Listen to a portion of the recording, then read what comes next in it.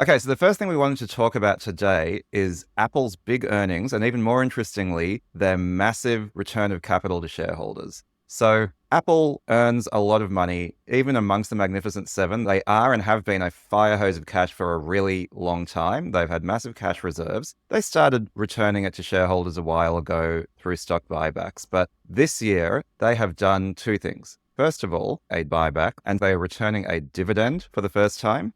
And the buyback is massive. It is over $100 billion. That's bigger than the market capitalization of most companies. Now, typically, this sort of thing happens when companies feel like, well, we can't make good use of this capital. The best return for our investors is to give it back to them. So Apple, ever since Steve Jobs came back, I guess has been on a growth tear. The conventional wisdom is big tech companies are very frugal with returning capital because they want to keep investing in the future. And the timing is also interesting because right now, there are other bits of earnings as well coming out of Facebook, Google, Microsoft. Everyone is increasing their spend because of one thing, and that one thing is AI. People are buying huge numbers of GPUs, building out huge new data centers, preparing themselves for what they see as a future growth opportunity. And of course, Apple, by the way, still spending a lot of money, but I thought the timing of this was interesting. And what does it say about Apple, how they see themselves, and maybe about the sort of Magnificent Seven and the future of these now gigantic companies, the biggest companies in the world? I mean, here's what's extraordinary. Apple has done, I read, 450 billion of buybacks already since Tim Cook's joined. Like, holy cow. So they've already returned a ton to shareholders, and they're doing 100 billion more, which is just extraordinary. But I guess that's kind of what you do their balance sheet is still enormous, right? So they've shrunk the number of shares. The counter argument is that they're not investing in R&D and new things. You do buybacks when you're out of ideas, is this sort of criticism from Wall Street on that. But it's also a sign potentially of good management that they're like, if we don't have better ways to spend the money, we're going to give it back to shareholders. So I think that it's fine because when Apple takes out debt, I don't know if you've seen any of their debt deals, they're like rated like the US government. So if they ever needed money, they could like get more of it. So it's probably a smart thing to do. They're obviously seeing slowing growth. They're obviously facing headwinds in China, and they obviously wanted to keep the stock buoyant and keep the story moving up and to the right. Maybe this is a result of good discipline and good management. I'm starting to get a little bit frustrated by Apple's discipline and incrementalism. Emil, you said they maybe run out of good ideas. There are a lot of amazing categories they could get into. A lot of Apple-like thinking they could contribute to those categories. And I have to believe there's a way to scale their culture, their Apple-like focus, to a few more categories of products. And this might be funny to say in the face of an Apple Vision Pro or their canceled car project, but I think there are a number of just more straightforward products, like the Google Assistant, Google Home, which they keep sort of half doing with AirPods and with HomePods, Nest-style devices. I've been on the show talking about the glasses. There's just a number of things I'd like to see Tim Cook be doing, and they're just being extremely incremental. Extremely. So I just watched the supercut of the iPad announcement this morning, and it's like, what a surprise. The iPad Air has all the features that the iPad Pro had. And now, they've moved down, and now the iPad Pro has all the features we predicted already. It's like, yawn. Do something. Do something. I continue to believe that with a proper AI strategy, hopefully starting to reveal itself at WWDC, that should accelerate their opportunities, their potential for upside on the business, on the stock. I'd just like them to do something a little more interesting outside of Vision Pro.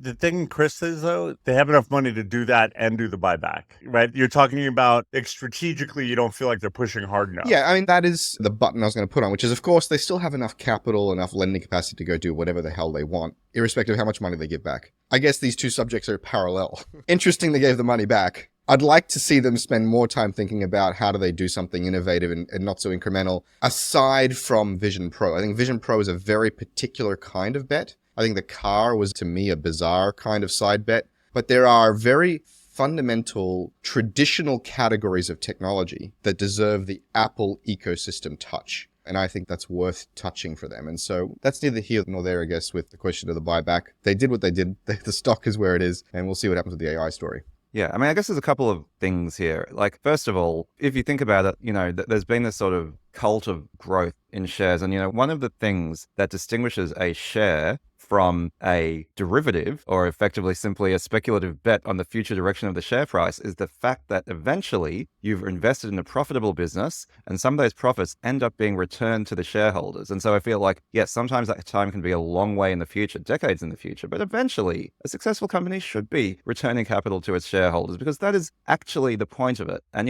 it has been decades. Apple for a long time was not profitable, although as you say, Emil, they started doing stock buybacks, which are effectively a way of returning capital some time ago. So I think that's reasonable. But to me, there's a symbolism here in the timing where everyone else is accelerating their investments because of AI and Apple is sort of not. And instead, this is how they're allocating their capital. Yeah, they're not out of ideas. And, I think there is a limit to how much you can spend. But it was interesting. Mark Zuckerberg was on the Dwarkesh podcast, which is a pretty good podcast. And he was talking about what he's learned about AI. So this is really interesting in terms of where Meta is thinking, right? Basically, they were pursuing this metaverse thing, which is obviously so far, been a total flop. But because of the metaverse work they were doing, they'd actually pre-ordered a lot of GPUs. And now AI happened. And Zuckerberg's like, thank God we overinvested in those GPUs. Thank God we ordered more than we thought we needed. And now their forward orders for AI, for GPUs and data center capacity, he's like, they've just taken their estimate and they've doubled it, right? Because he's like, we don't know what's going to happen, but we don't want to be caught flat-footed when the next inflection point comes. So he's still very growth-oriented. And Apple, it's like, well, there's been this weeping sore that is Siri that everyone hates and doesn't seem to be getting any better. Everything they do is kind of moving quite slowly. That word discipline you use, Chris, like the Vision Pro is really cool. It still has time, but also so expensive, right? So Apple aren't willing to take a hit on margins to get more people using these things. So it still feels like a bit of a science project. And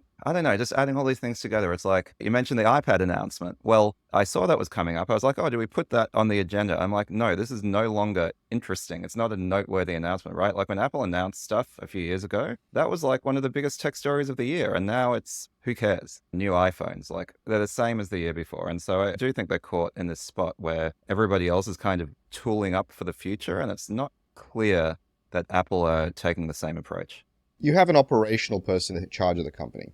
And I think he's done a very good job in maintaining product cadence. He's even made a few new interesting product bets. But I don't perceive Tim Cook, and I don't think anybody does, as some kind of product visionary, as some kind of big, bold bet, fast forward to the future guy. He's no Travis. He's no Mark Zuckerberg. He's no Bill Gates. He's no Steve Jobs. And he's at risk of becoming Steve Ballmer. At risk. He has not done that, but he's at risk. And these bets take a long time to play out. And so I feel like the discipline has just ticked that little bit too much. The incrementalism has ticked just that little bit too much. And again, I know some might be listening going, that's pretty funny given the Apple Vision Pro and whatever. There's more to do. There's more to do. We may all be surprised when they make their AI announcement. Yes, Siri's not approving because they're throwing Siri out and they're going to launch something else that's sort of Siri-like. And we're going to suffer with that until they launch it August, September. I do think they totally missed the home audio camera, which is a no-brainer. Right. Total no-brainer stuff. Who wouldn't want cooler Apple devices than these Ring cams or these Nest cams and all these things? They had the Home Pod, but there was nothing else there. So I never thought the car was a particularly good idea. But yes, there's some obvious things they missed. And now I do think their China business that's serious risk as U.S.-China relations continue to deteriorate. And that's a big thing for them. On the sales side, manufacturing, they've started to move to other countries and de-risk that. But yeah, I think there's a gap in inventiveness there that I think needs to get filled. And I don't know how it is going to get filled. Yeah, right. I mean, you nailed it, Emil. How's my house not filled with high-end speakers by Apple or by Beats, high-end security cameras, high-end thermostats, high-end whatever. And I get it. Apple does a small set of things really well. I get it. But how old are these categories? How enmeshed are they in our lives? There's plenty of time to have done the Apple last mover advantage play. And it's just oh my God, we're going to get AirPod Max USB-C at some point in the near future, hopefully, if we're very, very lucky. Give me a break. Come on. So yeah, I'm with you.